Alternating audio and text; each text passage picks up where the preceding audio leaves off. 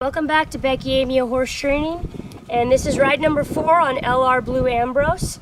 And I've given him a day off since the last ride. He worked pretty hard in that ride, and we're going to try going out into the arena again after a little bit of warm up here in the round pen.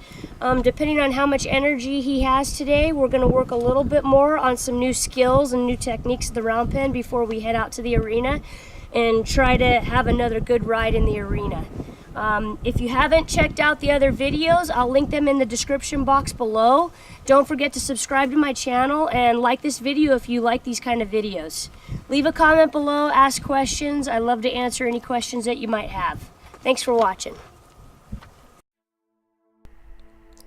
Okay, we're going to start here again practicing mounting using the lick tub again. And we're going to mount and dismount from both sides. Lots of petting and rubbing on him, touching him all over, just reviewing the material. Every single time we review the same material over and over and over again consistently.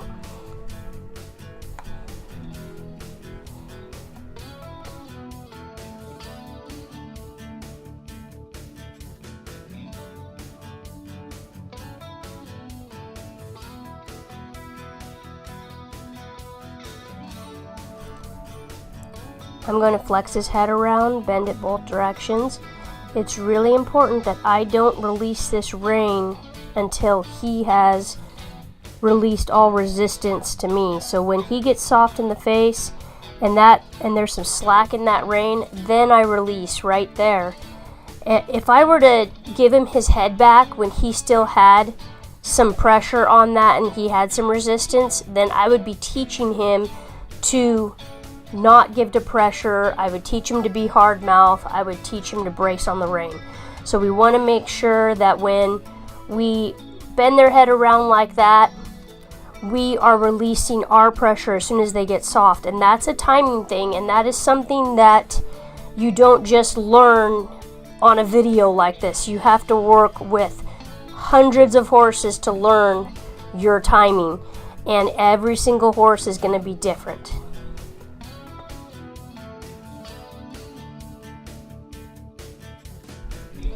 So I can sit here on these videos and tell you, okay, you have to make sure that you can mount and dismount on both sides, and that you can make sure you could bend their head around both directions. And you can walk one direction and trot the other direction and lope both directions.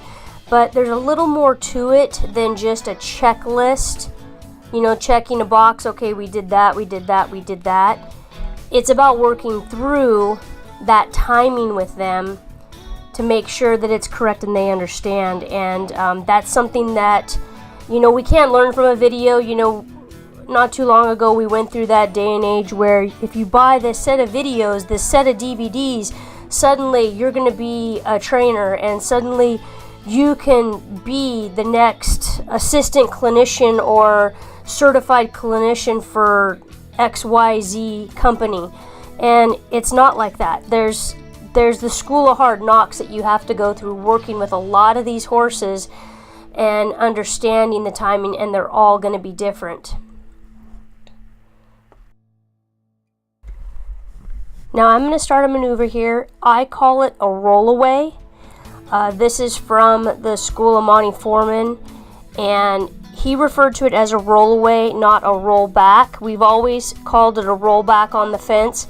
But let's say hypothetically you're out in the pasture and you call roll away. Well, you roll away from the lead that you're on. In a rollback, well, which way do you go? If you don't have a fence there, how do you roll back? You don't know which direction to go. So with a roll away, it's a little more specific to roll away from the lead that you're going on. So let's say hypothetically we're going to the right now.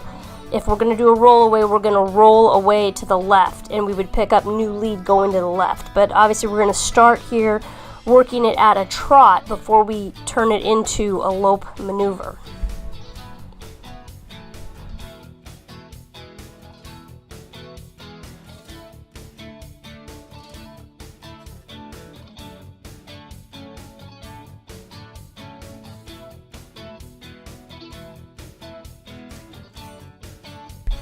So with this maneuver, it's really important that I have hip control. And the first direction, he did it very efficiently. And this way, what I'm trying to do is take my leg back just a little bit. I'm trying to hold that hip in place and bring the front end around.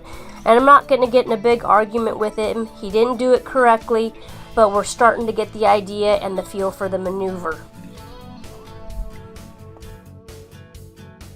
So I want to stop forward motion and rock him back onto his hind, and he wanted to step forward on me there, so I just had to hold him and have him take a few steps back. I want him to rock his weight back to that hind right leg, and he really wants to come around this way a whole lot better. He's a little bit freer going this direction than he is the other direction.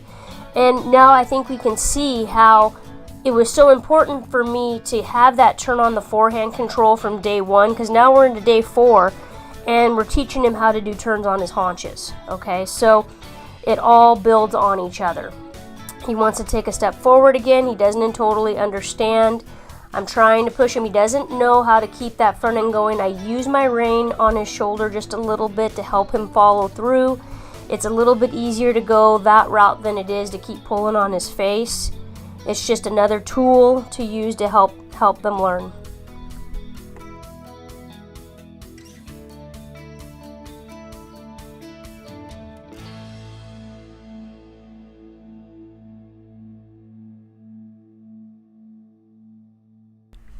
He really wants to roll away a lot more efficiently to the right. This is coming a lot easier to him. Notice I'm posting on the correct diagonal still every time I change direction.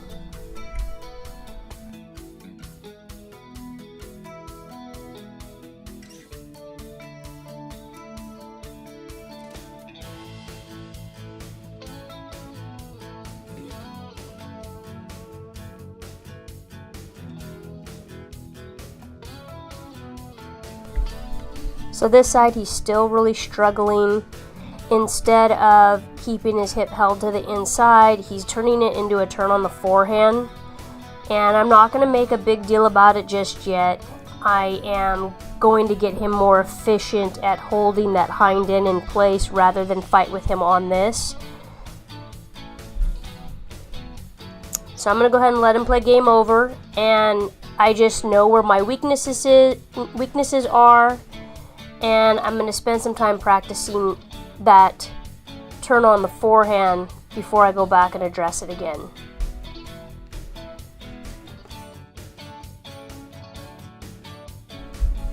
After playing game over for a little bit, I'm going to let him walk around quietly, head long and low, let him relax, and then I'm going to address this again and work on that hip control before I go and open that round pen gate. So when I get over to this rail here, I'm going to take this opportunity to push that hip over to the left, because that's where he was lacking. He wasn't holding that hip in place when I was trying to get him to do that roll away back to the left. So I need to get more hip control. And then ask him to move out again. And then address that hip control again.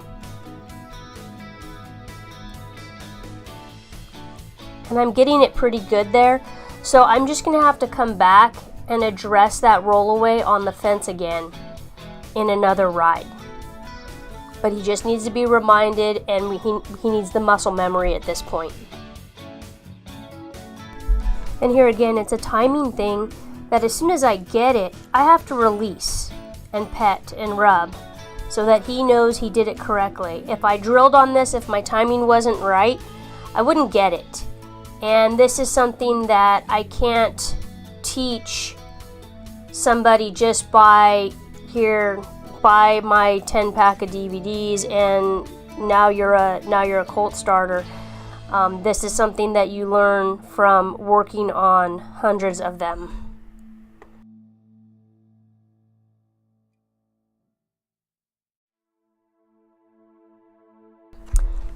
I want to break up the monotony a little bit here, speed him up a little bit, get his feet moving out, clear his mind from all that. And we're going to do some drop to the trot lead changes. I'm going to start out with a drop to the trot circle and pick up the same lead again. and then I'm going to work him into a drop to the trot, change directions, pick up new lead. And look, I don't have to work this horse into the ground to get him to learn these basic maneuvers, these basic training techniques, this basic foundation that every single horse needs to go on to do every job out there that they need to do. Whether this guy is going to go work on the ranch, whether he's going to go run barrels, whether he's going to go jump fences, they all need to know how to drop to the trot, lead change. They all need to know how to pick up these correct leads.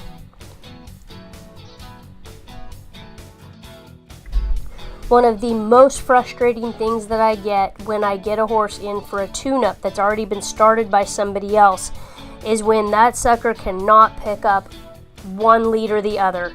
And some guy probably was doing a trade on a transmission service for all I know, or said, hey, I'll ride your colt for you because I can ride a buck. And all they did was ride the horse out. And I'm not saying riding out is a bad thing, but they never worked on picking up correct leads. And they didn't even know what lead they were on. And so then the horse comes to me and they won't pick up one lead or the other, and I end up fighting with them. And it shouldn't be a fight to get a basic lead. And this is the way everything that I start, this is the way they learn their leads from the very beginning. And I never have to fight them. They might be weak on one side or the other, and that's fine. They all have a strong side, they all have a weaker side or a not as strong side. But generally when I get a horse that's been started by somebody else, that somebody is bringing to me for a tune-up, inevitably I get them and they do not have one lead or the other, and it drives me absolutely crazy when it's one of the easiest things to teach a colt, I believe. So I'm going to go ahead and work the gate here again. And you guys all heard from the last ride how loud that gate is when it opens up. And I'm going to try my best to get him to line up with that gate as much as I can to allow me to close it. And again, one of the things that we're doing here is we are patterning him on this gate. We're trying to teach him to self-protect so that he does it the same way every single time, regardless of what the rider is telling him to do. I want him to learn and know how to do this. And as soon as he gets up next to that gate, I'm going to dismount. Something else I want to point out here is I have a lot of stuff right around my round pen. I have my buoys, ropes, a tarp over there, the wheelbarrow. There's kind of a lot of stuff hanging around, and it doesn't look real neat and tidy. But let me tell you, a neat and tidy work area doesn't make for a very broke horse.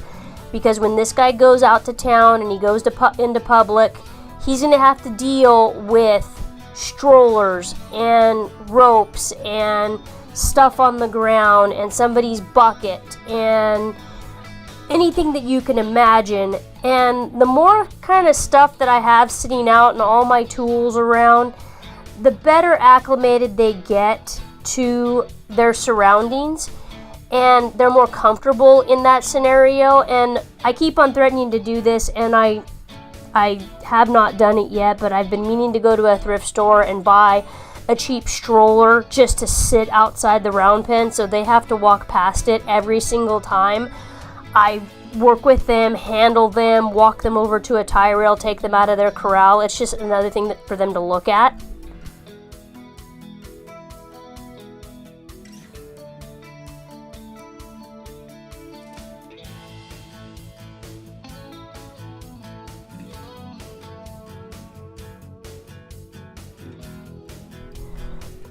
My plan now for coming out here in the arena is to have the same ride I had the previous ride without all of the drama and the drifting and the balance issues. I just want to have another get acquainted with the arena kind of ride, learn your boundaries. This is the rail, this is the south side, this is where we're going to work. This is your workspace.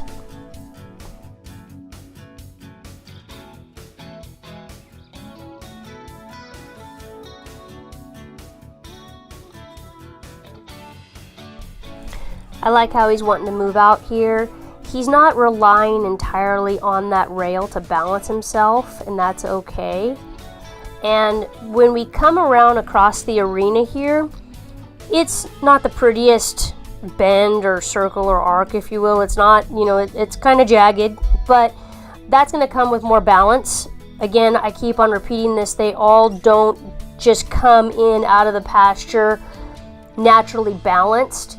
And this is something that I've addressed in that 30-day ride video I put out. You know, they don't just come in being able to lope magical circles or trot circles, perfect circles.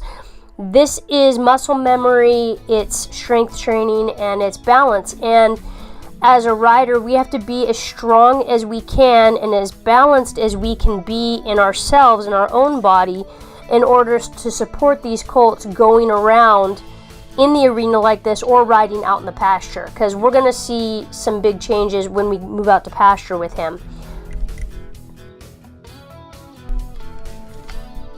So this lap he gets even better as he comes around that corner there.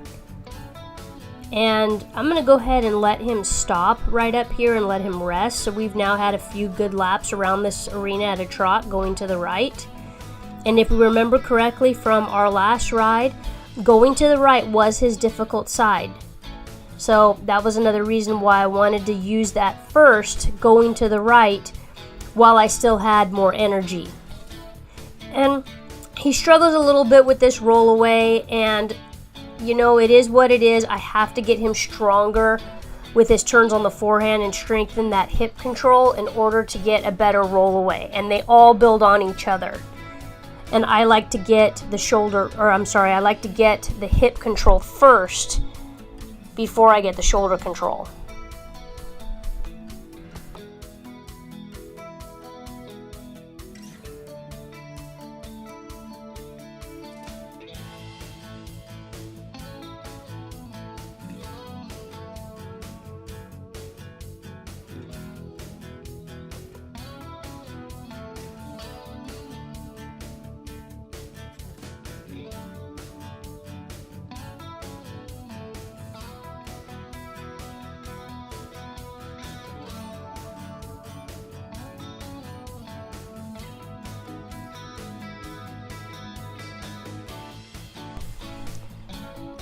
Right here, as we come around this corner, he drifts off the rail just a little bit. I think he was anticipating coming across the arena sooner. So I correct him, put him back on the rail, and ask him to come across the arena a little bit further on up the rail. So right here, one of the livestock guardian dogs had followed Jeannie into the arena with us when we were filming this clip. And it's just another thing he needs to get used to. We have about 5 of these big suckers all around the ranch, and they kind of do whatever the heck they want whenever they want to. And they really don't have any rules, and they're allowed to go wherever they want because they're protecting all the livestock here on the ranch. And he's just going to have to get used to it. He's going to have to get used to them in the bushes, in the trees, in the arena sometimes. I mean, just wait until I let Charlie in the arena with us, and that's one heck of a distraction. And if he can handle that, then I think he can handle a lot of things that we throw at them in his lifetime.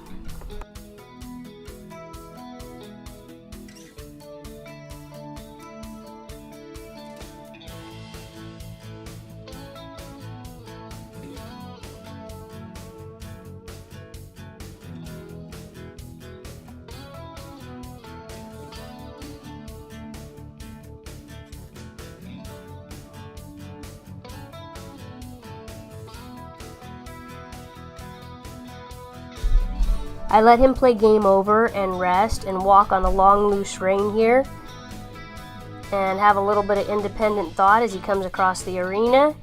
And he kind of takes a look at the dog, doesn't really care too much. And we're going to lope next. So we're going to post trot. I'm going to pick up the correct diagonal first and ask him for that left lead down in that corner.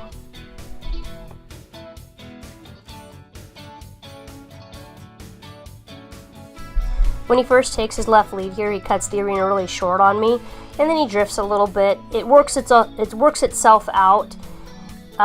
We get a few really good quality circles here and laps around the arena.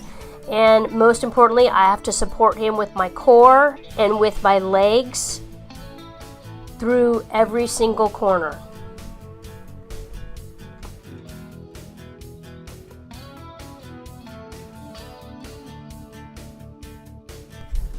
I like how he continues to move out across the middle of the arena, and I'm not going to let him stop until after he gets past this rough corner, this tough side. And so then I'm going to let him start to break down to a trot when he starts heading back down to the south this next lap around.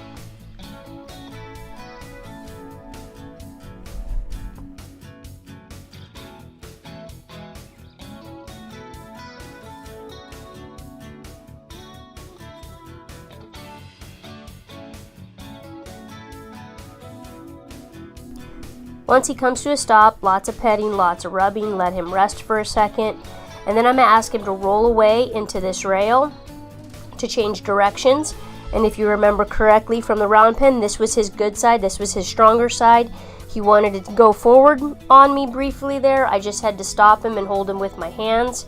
I'm using a lot of outside leg there to hold the hip in place when I bring that front end around, and let him walk off and take a trot. I pick up the correct diagonal, and I'm going to pick up a lope here.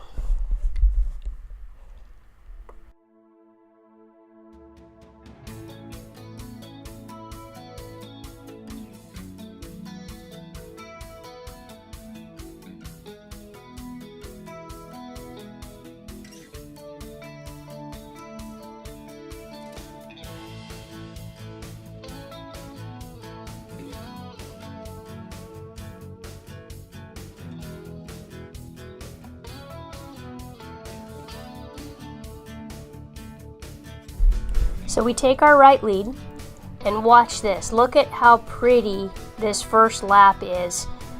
I think he may have learned something from that first ride. No drifting, stayed relatively balanced the whole way around. I am super, super happy with this. And all I need to do is just keep him going forward. I'm trying to keep momentum. I am driving really hard with my seat and my core right now.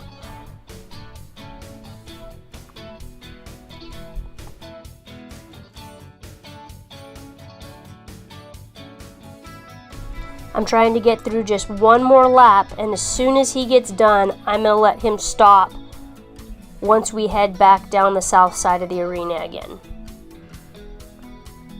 And here I'm going to quit riding. He takes a trot on his own. I ask him to stop. He stops, and I immediately give him the cue that I'm stepping off, and I jump off, and that is his reward. And that's how he learned from his first ride in the arena what was expected of him.